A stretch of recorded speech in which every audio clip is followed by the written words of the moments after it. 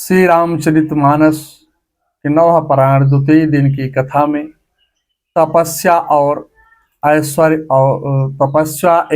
और अत्याचार। रावण की तपस्या। तीनों भाइयों ने गोकर्ण में परम उग्र तपस्या की, माने बहुत कठिन तपस्या की।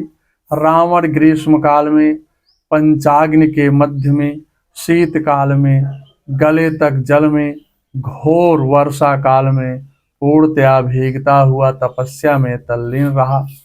इसी प्रकार घोर तपस्या में 10,000 वर्ष बीत गए। 9,000 वर्ष में अपने सिर काट कर हवन कर दिए, लेकिन ब्रह्मा जी नहीं प्रकट हुए।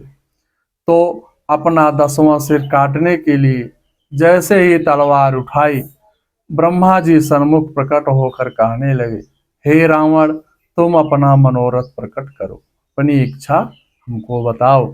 रावण बोला, हे विधाता, मैं देव, गंधर्व, असुर, नाग आदि किसी से मेरी मृत्यु ना हो। यही नहीं, नरों, मनुष्यों और वानरों को छोड़कर किसी के हाथों मेरी मृत्यु न हो। ब्रह्मा जी ने आशीर्वाद दिया, तुम्हारा मनोरथ सफल हो। ब्रह्मा जी फिर कुंभकर्ण के पास गए। देवों ने ब्रह्मा जी से प्रार्थना की कि कुंभकर्ण ने बिना वरदान प्राप्त किए ही एक दिन में 7 देव भृत्यों को तथा 7 देवांगनाओं को खा लिया था। आप इसे सोच समझकर वरदान देना। ब्रह्मा जी ने सरस्वती का आवाहन करके कुंभकर्ण को निद्रा तो मांगने के लिए प्रेरित किया। ब्रह्मा जी ने तथास्तु कह दिया। फिर विभीषण के पास जाकर के वरदान मांगने के लिए कहा। विभीषण ने भगवान के चरणों में भक्ति प्रगाढ़ होने का वरदान मांगा। ब्रह्मा जी तथास्तु कहकर चले गए। ये उत्तर रामायण के द्वितीय अध्याय से है।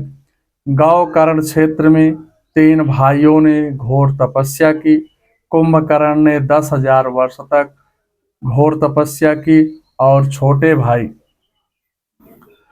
विभीषणोऽपि धर्मात्मं सत्यधर्मपरायणा पंचवत्सहस्राणि पादनेके स्थितवान्।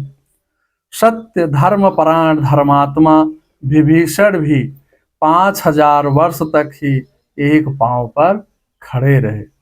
रावण ने 1,000 दिव्य वर्ष तक निराहार रखकर तप किया।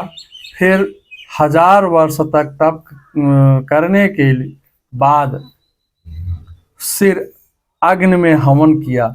इसी प्रकार 9 सिर काट कर हवन कर दिए। जब 10वां सिर काटने को हुआ तो ब्रह्मा जी ने प्रकट हुए और कहा, हे पुत्र रावण, मैं बहुत प्रसन्न हूँ, तू वर मांग लो, मैं तेरी जो इच्छा होगी उसे पूरी करूंगा। यह सुनकर रावण बहुत प्रसन्न हुआ। अमरत्वं मृणोमि संवरदो यति मे भवान सुपर्णं नागक्षरां देवतानं तथासुरे आध्यात्मं तु मे देहि दृढ़ाभूतिः मानुषा। हे ईश्वर, यदि आप मुझे वर ही देना चाहते हैं तो मैं अमरता का वरदान मांगता हूँ। मैं गरुड़, सर्प, यक्ष, देव और दानव आदि किसी से भी ना मारा जा सकूं, बस मैं यही वर मांगता हूँ। बेचारे मनुष्य तो तिनकों के समान हैं, उनसे मुझे भय नहीं है। तथास्तु कहकर ब्रह्मा जी कहने लगे, तुमने जो सिर अग्नि में ध्वस्त किए हैं वह पहले की ही तरह हो जाए। फिर विभीषण के पास जाकर बोले, पुत्र वर मांगो। तब विभीषण हाथ जोड़ करके नमस्कार करके बोला, स्वामी विवेकानंद का धर्म। एक बार स्वामी रामकृष्ण परमहंस ने अपने प्रिय नरेंद्र स्वामी विवेकानंद को एकांत में बुला करके पूछा, देखो मैंने तपस्या से ये सिद्धियां प्राप्त की हैं, मुझे उनके उपयोग का समय कहाँ मिलता है। मैं चाहता हूँ कि माँ काली से पूछकर सभी सिद्धियों को तुझे दे दूँ। आगे चलकर माँ तुझे माँ का बहुत काम करना है। समय पड़ने पर इनका उपयोग हो सकता है। बोलो तुम्हारा आपका क्या विचार है? नरेंद्र बोले, महाराज, इन सिद्धियों से मुझे ईश्वर प्राप्ति में सहायता मिल सकेगी। परमहंस जी कहने लगे, ईश्वर प्राप्ति में संभवतः इनसे कोई सहायता प्राप्त नहीं हो सकती। नरेंद्र बोले, गुरुदेव, जब ये सिद्धियां ईश्वर दर्शन में सहायक नहीं हो सकती हैं, तब मुझे इनकी कोई आवश्यकता नहीं है। अत्यंत चमत्कारिक सिद्धियों को अभी से लेकर के ईश्वर प्राप्ति के ध्येय को भुलाना अहित होगा। नरेंद्र के उत्तर को सुनकर स्वामी रामकृष्ण परमहंस बहुत प्रसन्न होकर के कहने लगे, जिसमें त्याग रूपी सद्गुण होता है, उसे धार्मिक लक्ष्यों की प्राप्ति शीघ्र ही हो जाती है। इस दृष्टिकोण को ध्यान में इस दृष्टिकोण को ध्यान में रखकर विभीषण ने ब्रह्मा जी से वर मांगा। गए विभीषण पास पुनि, कहूँ पुत्र वर माग। तेहि माग्यऊ भगवंत पद, कमल अमल अनुराग। बालकांड का 177वां दोहा। विभीषणोऽपि तं नत्वं प्राञ्जलि वाक्यं ब्रवीत्। देवो मे सर्वदं बुद्धिधर्मे, तिष्ठन्ति शाश्वते। मा रोचत धर्मं मे बुद्धिं, सर्वत्र सर्वदा। अध्यात्म रामायण का उत्तरकांड का सर दूसरे का 18वां। तब विभीषण जी ने उन्हें नमस्कार कर उनसे हाथ जोड़ करके कहा, हे भगवान, मेरी बुद्धि सर्वदा निश्चल रूप से धर्म में ही रहे। इसकी कभी किसी की अवस्था में धर्म में रुचि ना हो, अधर्म में रुचि ना हो।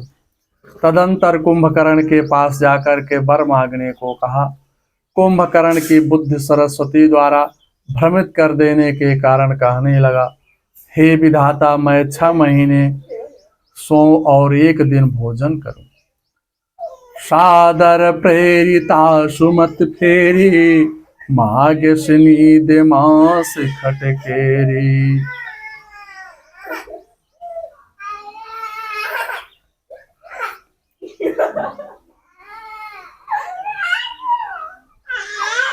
मंजिले अपनी जगह है, काफिले अपनी जगह।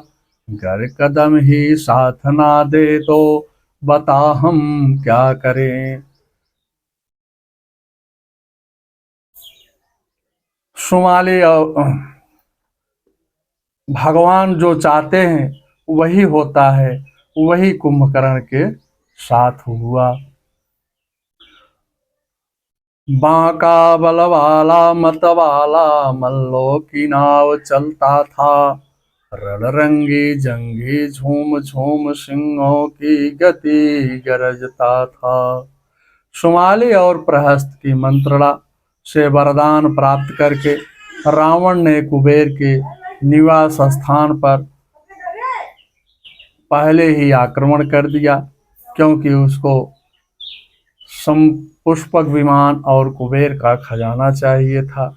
इस विशाल सेना को देखकर यक्ष लंका से भाग गए। रावण ने यथा योग्य भवन देख करके सभी राक्षस को आनंद से रहने लगा। एक बार कुबेर पर धावा, पुष्पक जान जीत ले आवा। कुबेर के पुष्पक विमान जीत कर ले आया। पिता के कहने पर कुबेर ने तपस्या करके शंकर भगवान को प्रसन्न किया। उनसे रक्षित होकर के विश्वकर्मा ने अलकापुरी का निर्माण करवाया।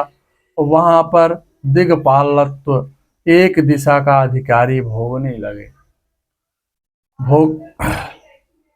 उधर रावण राक्षसों से अवसित होकर लंकापुरी को राजधानी बनाकर तीनों लोगों को कष्ट देता हुआ शासन करने लगा।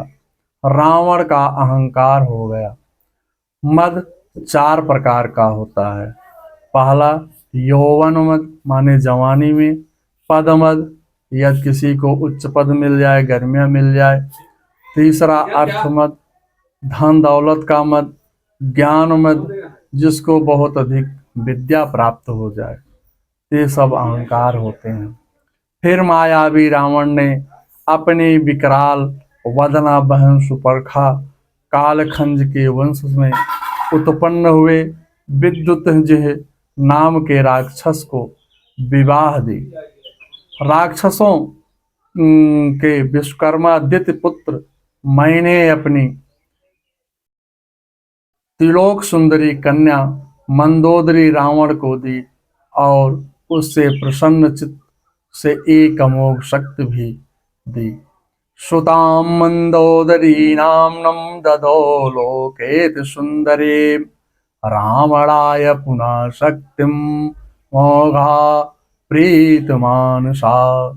विरोचन की देवती वृत्त ज्वाला से विरोचनस्य दैहित्री वृत्त ज्वालेत विश्रुताम कुंभकर्ण का विवाह किया। गंधर्वराज शैलोश की पुत्री शर्मा विभीषण के साथ विवाह किया। शर्मा शर्मा नाम शुभगाम सर्वलक्षणम संयुक्तम। सर्वलक्षण सुंदरी थी। शर्मा जो थी सभी लक्षणों से युक्त थी।